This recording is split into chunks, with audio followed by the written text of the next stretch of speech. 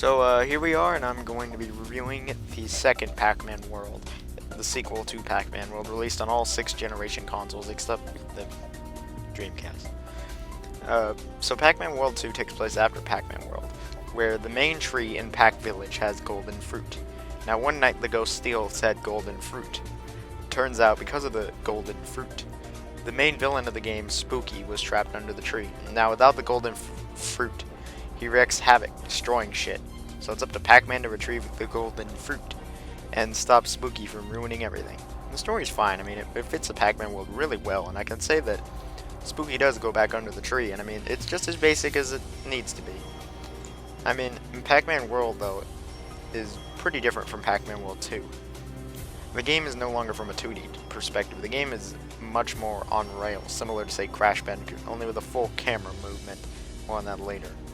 Pac-Man World 2 is still primarily a point A to B game. The backtracking from the last game is gone. There's maybe 2 or 3 times where I backtrack and it's completely optional, so I'm glad this is gone. Pac-Man has all his moves from the first game and can now do a jump kick by pressing B after you jump, assuming you're playing with a GameCube controller. And when it comes to combat, it's the same as the last game, and I rarely use the jump kick, to be honest. There's still fruit in the game, though these are no longer used to open doors. These you just want to collect. There are also tokens, which are about as common as fruit in levels, to some degree, and collecting them unlocks older Pac-Man games like Pac-Attack, Pac-Mania, etc. Pac-Dots return, and they are really just there for 100% completion.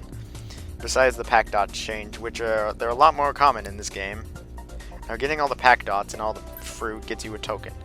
Now, getting the Galaga fruit, you have to do a maze, and in these you have 3 lives, and I feel that it's a little better than World 1's mazes. I mean, it's more classic and more like Pac Adventures in Time, which is like maybe my favorite Pac-Man game of all time. I mean, yeah, the levels are pretty different. Literally, like, every level, though, in this game, I will say, is different from the last, for better or for worse. Like, on one level, you're on skates, another, you're running from a boulder Crash Bandicoot style. Literally, every single level in this game is different, and that's one thing that I feel is the game's incredible strengths. I mean, even the swimming is decent. It's not great, but it's a hell of a lot better than most games swimming. I mean, the game doesn't have worlds rather than a giant map you go across, and every single level in the map is different from the last. I mean, there'll be some same stuff, but the general gist of it is different. In terms of bosses, they're about the same amount as the last games. You fight the 4 ghosts and Spooky. 3 of the ghosts are piss easy, but Clyde, he's the hardest boss in the game. Spooky is the final boss, is decent. You just jump kick him, but that's okay, I guess.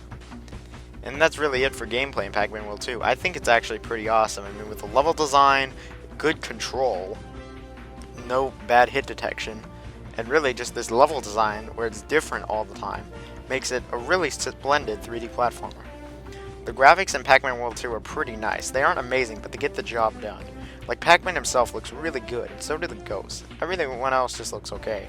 The models are just decent besides those few. The textures are very simple, to say the least. I mean, they look fine, but really they just look simple without much complexity, and are just really basic.